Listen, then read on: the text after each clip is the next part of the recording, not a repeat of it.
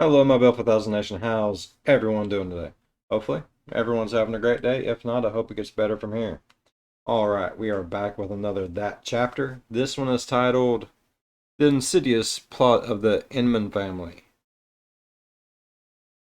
All right, let's go ahead and get into this story. Go ahead, turn them lights down low, put on something comfy, cuddle up with someone special. Let's get traumatized. Yeah, yeah. That's just yeah. Let's do it. Let's do it. Let's do it. Hey you, and welcome. My name is Mike, and in this whole video, what I would like to do with you is to take you on a journey to Logan, Ohio, Pearl of the State. This is a story of summer in March, of rubbing up against in-laws and creating a bit of friction, and of just generally me telling you a story of what happened. Usually it's not something great. There's two Didn't know this one was taking place in Ohio. Especially like Logan, Ohio. I mean, seriously, Logan, Ohio. people I want to give a shout out to before I get into this. And yes, I can say whatever the hell I want about Ohio. I'm from Ohio. Born and raised. So, boom. That's these two. Despite the big happy heads in them, they were anything but. And they certainly are anything but today. However, as usual, there's always so much more to a story than I can fit into the intro. Because then it wouldn't be the intro, it'd be the whole story. Let's give it a go.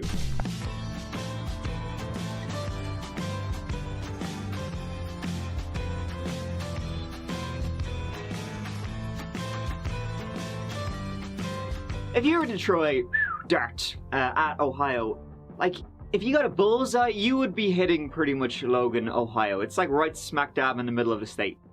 It's home to a little over 6,500 people, and not a huge amount else. I mean, pretty much Logan, Ohio. It's like right smack dab in the middle of the state.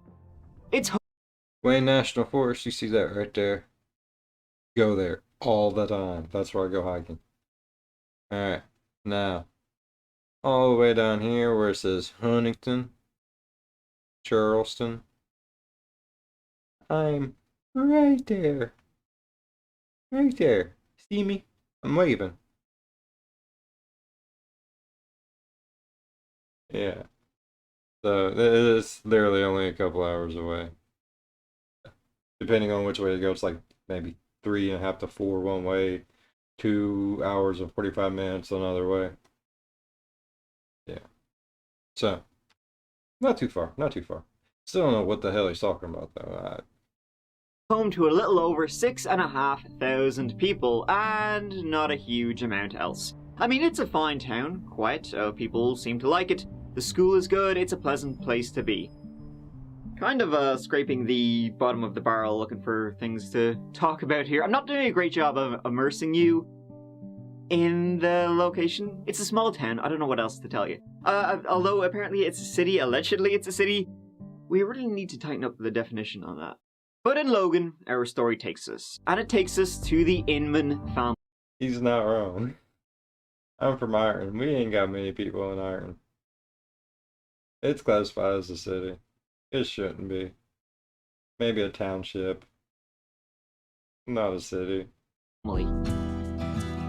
Bill Inman was married to Sandra, had been for nigh on 28 years in 2011. And they were a happy little family, the godly sort, faithful attendees of the Faith Tabernacle, before Bill decided to set out on the preacher life himself.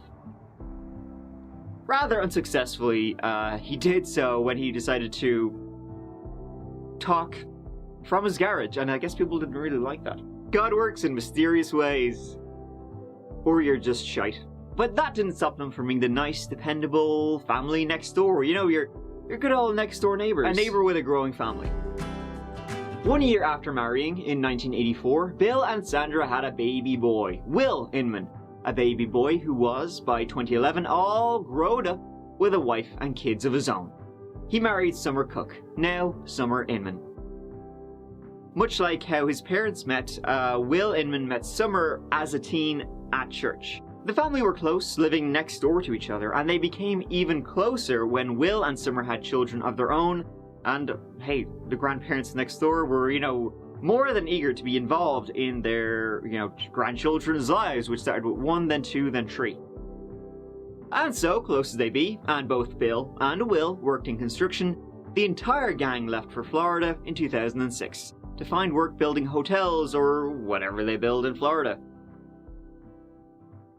Coming back to Ohio in 2008, and this time Bill was thinking, well, you know what, I gave the preacher life, the minister life, whatever, a go once before, and you bet your ass I'm going to do it again. He had another go creating Mercy Ranch, his own non-profit. Non-profit, wink wink.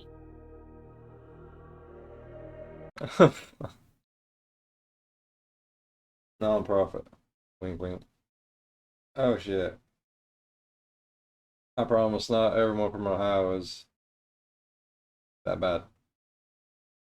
I promise. You got a lot of great people from Ohio. He created this quote-unquote non-profit in 2010. And he was going to give back to the community that just gave him so much. After all, they were in the middle of a recession. Fucking economy's at it again, lads. And so he set out to help those who had lost work. He had a great idea of building houses for those less fortunate. Now Bill, he hadn't an arse in his trousers, right? So how was he going to afford to build houses for people who couldn't afford them?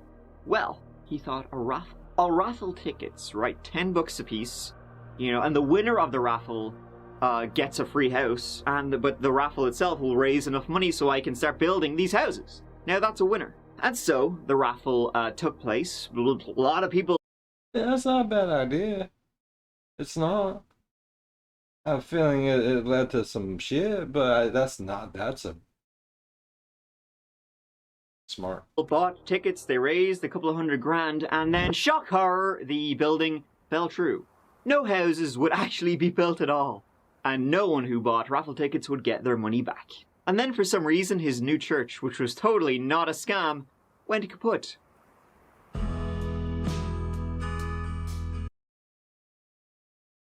Never mind. I retract everything I said. That's some bullshit. How you gonna sell raffle tickets and just not build shit? That's shady as all get out, bud. How you gonna be a church? It shouldn't be that damn shady. What the fuck? At the same time, Bill and Sandra were watching as their son's marriage also slowly went the same way. Bill and Summer were fighting. They were stressed, they were young. And Summer wanted out. She wanted out of under their thumb.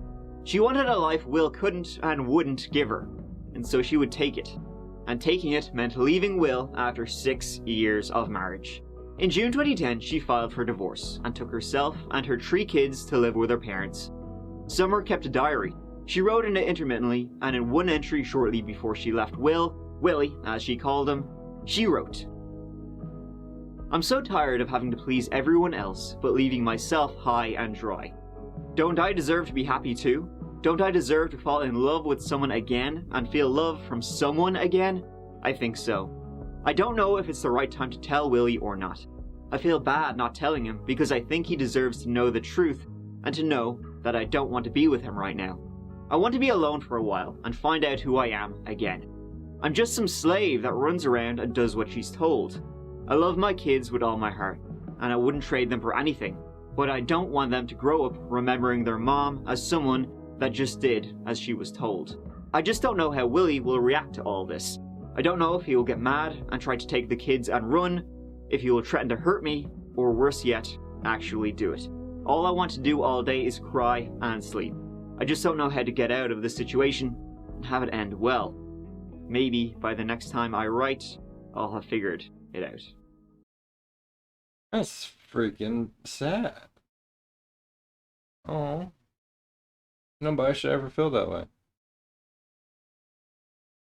And evidently, like, she was scared to talk to him. I mean, that's the thing. It's one thing to feel the way she does. It's another thing to feel the way she does and not be able to talk about it to your significant other. I mean, sometimes just being able speak freely and say what's on your mind and how you feel can help.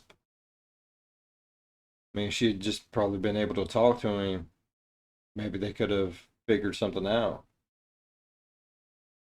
It's awful. That is awful. And I have a feeling it's going to get bad, though. They split custody to start with. She wanted her kids to know the Inman side of the family would only be fair to them, and at the same time, she was free herself. She got herself a job working as a janitor at a bank, Century National Bank, in booming downtown Logan. She's planning on going back to school, and she's started looking for new love. And she found it with a new man, Adam Peters. He had moved, with the work, following the work. As they say, I don't know, from town to town. And eventually he actually ended up in Logan working for Bill. Bill had hired him to do some kind of odd jobs around the house, and that's where he bumped into Summer and then started, bumping Summer. Bill and Will, ex-husband, were not too keen on that at all. Just how unkeen Summer would find out in March 2011. They just wasn't happy about none of the bumping and humping on. Oh shit. They're gonna find this poor man's body in a footer. 911, where's your emergency? Yes, I need an officer at Century National Bank parking lot. What's the problem? My daughter was cleaning over here, and she was supposed to clock out at 11:20. We were texting her and calling her, and she didn't answer. What's her name? Summer Inman.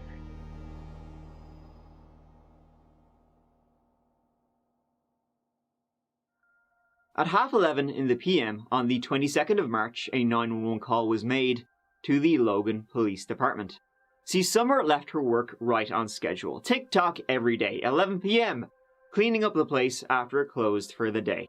And this day, she was texting her boyfriend, Adam, when she suddenly stopped and she didn't come home. He went over to her work to see what's up and where she is, maybe her phone died.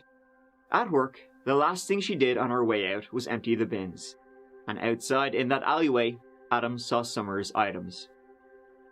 Her phone battery, her keys, her iPod, on the ground beside the dumpster. He called her parents, who called the police. Damn. My name is Michael Cook, and I'm calling about my daughter, Summer Inman. She works at cleaning the Century National Bank. We found her iPod and her jacket, but she's nowhere else to be found. You know she left that iPod, something bad happened. That's all you gotta say in places like, oh shit. We're on it. That's all you gotta tell any officer. We found their iPod. Or their some whatever device that they always have with them. They know some shit happened. Nobody leaves that. Nobody. So damn, I figured they was gonna do something to the old man, the new old man, not her. Like, Police arrived, and they received reports of an abduction that had taken place like 30 minutes before. Two men in ski masks had grabbed a woman in that alleyway and forced her screaming into the back of a car. One passerby even tried to intervene with the kidnapping, and he got pepper sprayed for his trouble.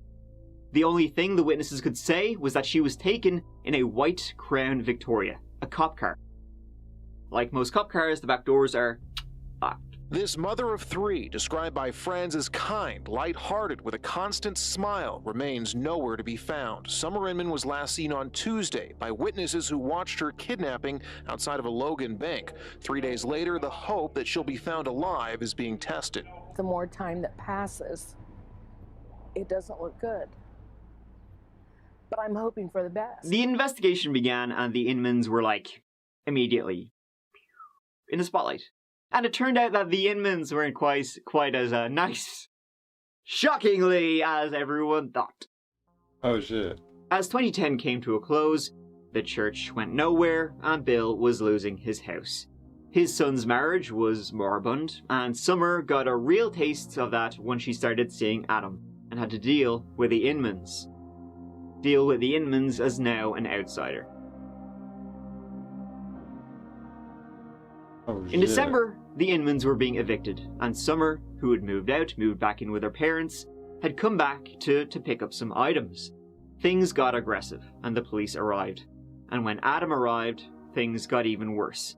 Bill started shouting at Adam, and even motioned as if he was going in for his gun. And then Bill fought the police, and the law won. This wasn't the only time the Inmans had gotten physical with either Summer or Adam. Oh, shit. Especially when Summer posted this picture of Adam and her with the kids. I guess Will thought Adam was the new daddy in town and wasn't best pleased. Bill and Will were both domineering men. Pricks, you might call them. After one argument between Will and Summer.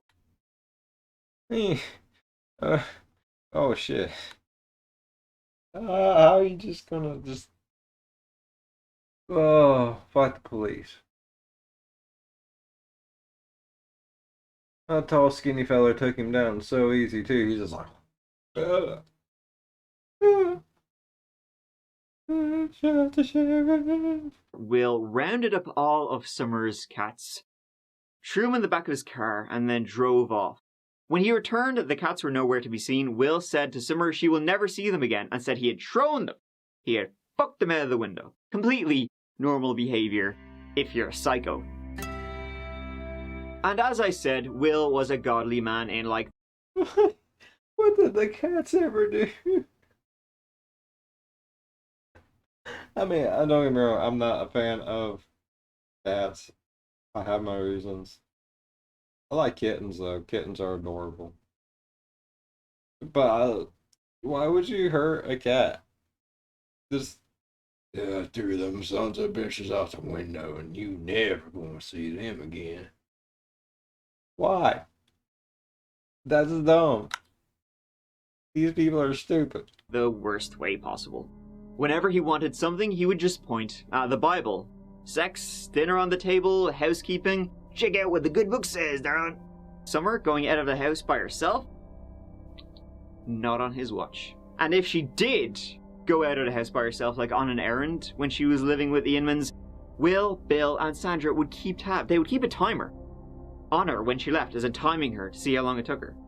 It was less that the four of them lived beside each other and got on so well, and more.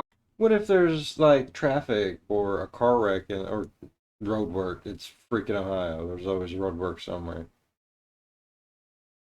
What kind of fucked up people are they? I mean, don't get me wrong, I can tell you approximately how long it takes the lady to get from here to Walmart and back. We've been together forever. But I'm not like, you are 36 milliseconds late. Where are you? Like, maybe 10 or 20 minutes go by, I'm like, huh. Like, you should have been here like 10, 20 minutes ago. I'm going to see what... Hey, baby, everything alright? Yeah, there's a wreck on the highway. Are you okay? Did you cause the wreck? No, it was there when I got here. Well, that's all that matters. Okay.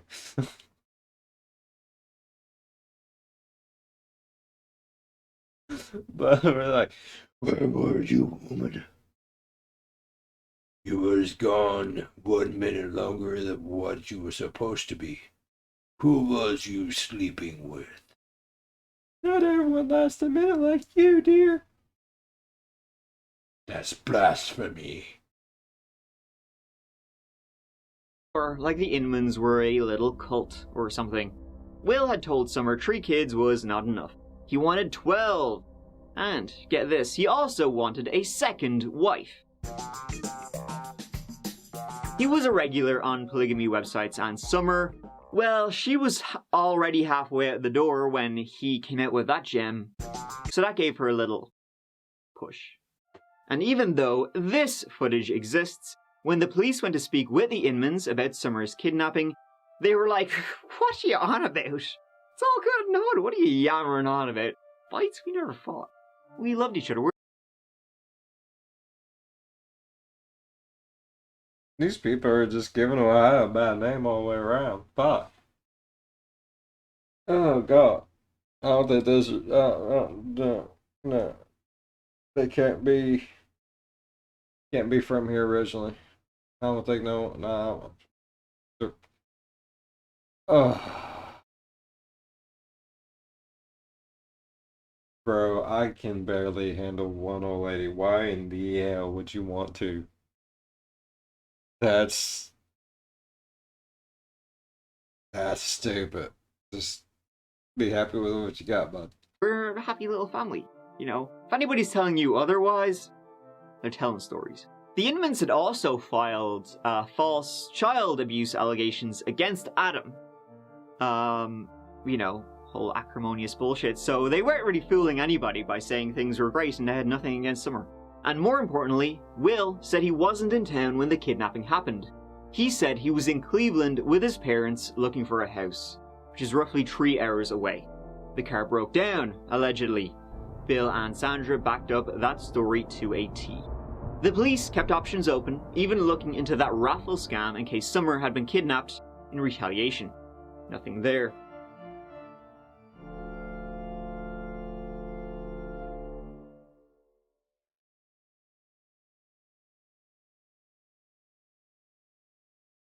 Will, Summer's whereabouts are currently unknown. We don't know where Summer's at. Her family doesn't know where she's at either. Could she just be running around with a friend or something? I mean, she does that all the time. She used to do that all the time. You haven't seen her. You've had no contact with her whatsoever. Last time I saw her, I believe, was Thursday morning when I returned the kids. And you were not in the Logan area last night? No, sir. I was actually up in Cleveland, broke down. In the weeks before the kidnapping, there had been some court dates the police found. I mean, they covered their asses pretty good. These are some shifty ass people. Like, fuck. Doing church scams, raffle shit, not building houses for poor people like they're supposed to. Killing people.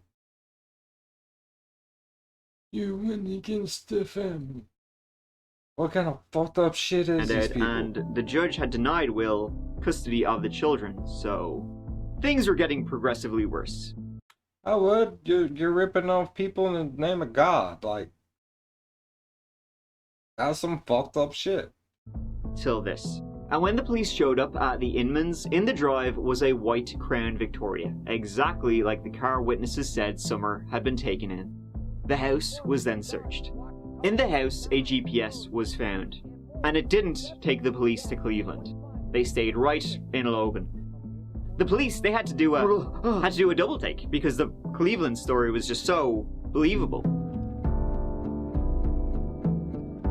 It showed that they were in town at 5:30, and then the GPS was turned off.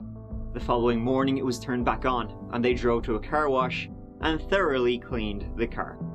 The 3 Inmans, Bill, Sandra, and Will, were arrested. Bill and Will didn't say a thing. Sandra, though, she was a little bit easier to crack. And with the help of a sweet little plea deal, she said, "Yes, Daddy, I'll tell you whatever you want to know." Since we're on the record, Cindy, now, you're willing to talk to them. And basically, the agreement we have here is a plea bargain type deal. And it says that you will plead guilty to murder and kidnapping. They will also, the state will not pursue the death penalty against the co-defendants. Yeah. Now, the co-defendants are your husband and your only child. Mm-hmm. For you to carry out this deal, they want you to disclose the location of the victim.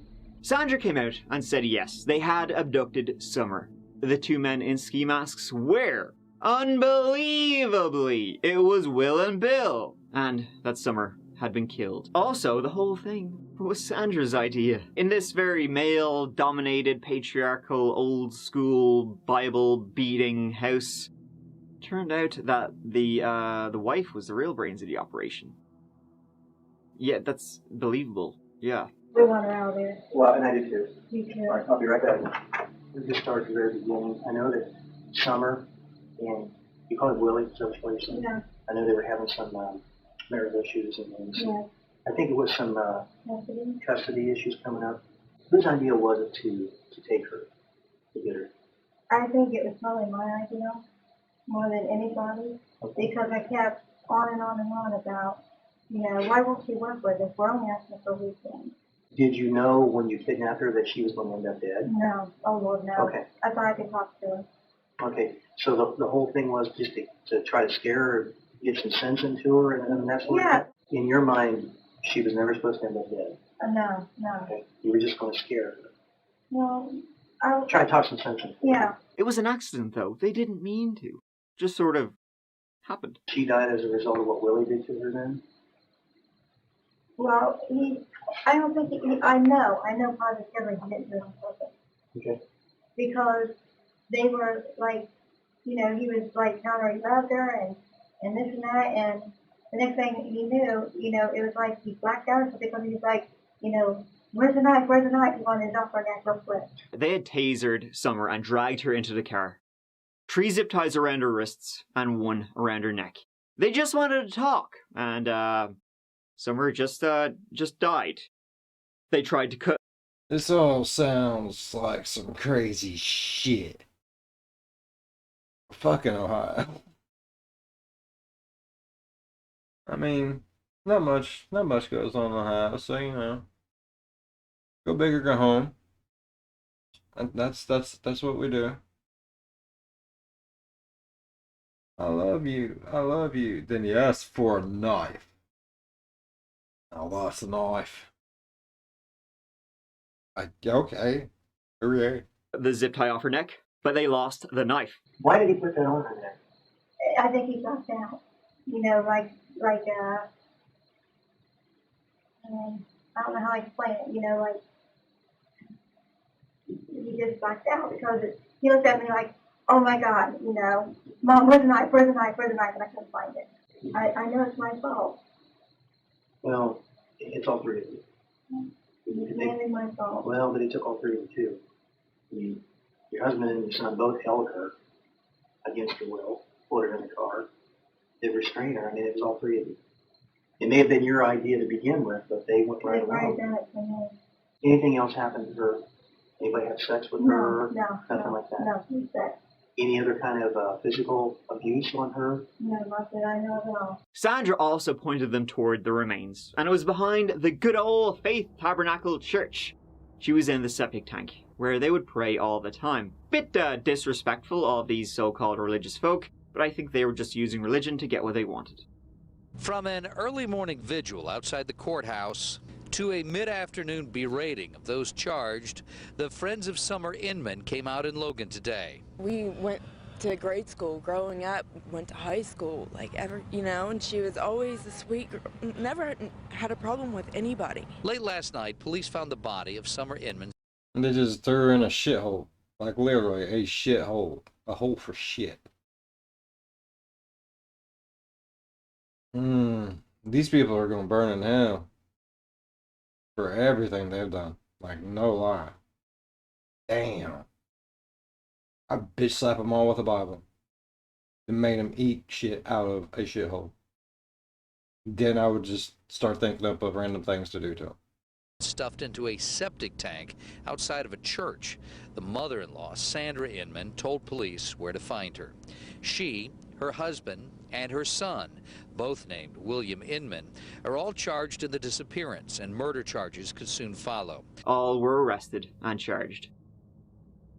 At trial, Sandra really tried to take responsibility for everything that had happened. It was her idea, and that her and Bill had twisted their son, Will, into doing it.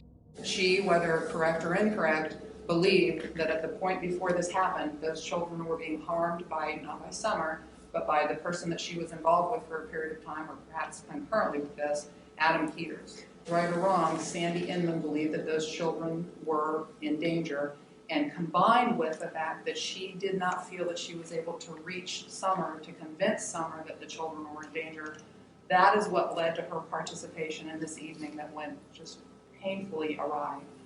She sits here today accepting responsibility for her own actions in that. She understands that although she never intended harm to come to Summer, that our law causes people to accept responsibility or holds them responsible when they join into felonious activity that ends in the result of another. The accident angle really didn't hold up though, because why the shit would you put a zip tie around somebody's neck if you didn't intend on harming them? The only purpose in putting a zip tie around someone's neck in that fashion is to kill them. Yep. Summer Inman's death was purposely inflicted. And it seemed like Will was a piece of shit, so it's hard to believe it wouldn't have been mainly his idea. Sandra, due to her plea deal, got 15 years in prison.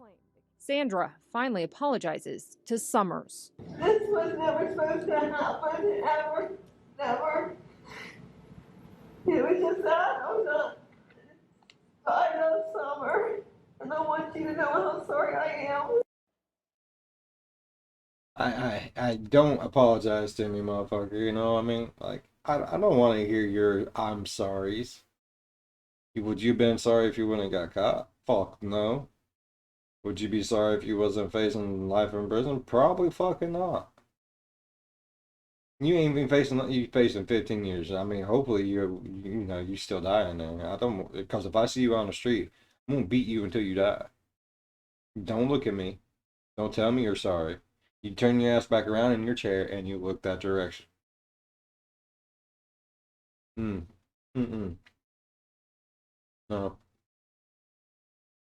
Both Bill and Will got life without parole.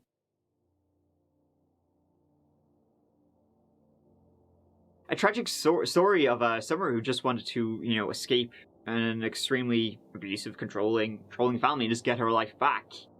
And they weren't going to let that happen. If they couldn't have her and the kids, well, no one could. Scary shit. Scary shit from an effed up family who were so involved with each other. There was no separation. Separation, not in this house. Boundaries, get out. Now, Sandra was really ready to take the credit for the kidnapping, but no one really believes that. It very much was certainly not her idea. It didn't seem like their style. Bill and Will were the dominating ones. Any idea, even remotely like what happened, would have come from the gruesome twosome. Sandra was probably just trying to minimize any involvement from her husband and her son. Didn't help much, and shouldn't help much. So they basically just brainwashed this poor lady. Where I imagine she would have probably been like, no, I done it all myself if they didn't have, proof to the contrary. Nope, it was me. It was all me. I grabbed her, I threw her in there, I did it all. That's awful. And all Summer wanted was to not end up like that poor lady. Brainwashed from hell and back, thinking that these two people were like holier than thou motherfuckers when they're just shitty people. Oh, sweet baby Jesus. Good story, though. Good story. Man, it covered all the... Go ahead and check off that list. Ripping off God, people, not building houses you're supposed to, going stupid, brainwashing, killing people. A little bit of everything. Alright, if you all enjoyed today's video as much as I enjoyed today's video, please leave a thumbs up. If you're a fan of the spooky, scary, strange, deranged things that make you go, I'm not going to Ohio for any reason whatsoever, think about subscribing. I live there. Feel bad for me. Feel bad for me. As always, be good to one another. I'll see you in the next one. Bye-bye. Damn. See? How you gonna rip off people in the name of God? Like, literally. Oh, we're gonna start like a holier than thou churchy thing where we're gonna help people. Give me your money and I will help people. Give it to me. My money! Ah! No. That's just... Okay, they're going to hell just for that, so they probably didn't care what they did after all that. I'm just saying, that's damn.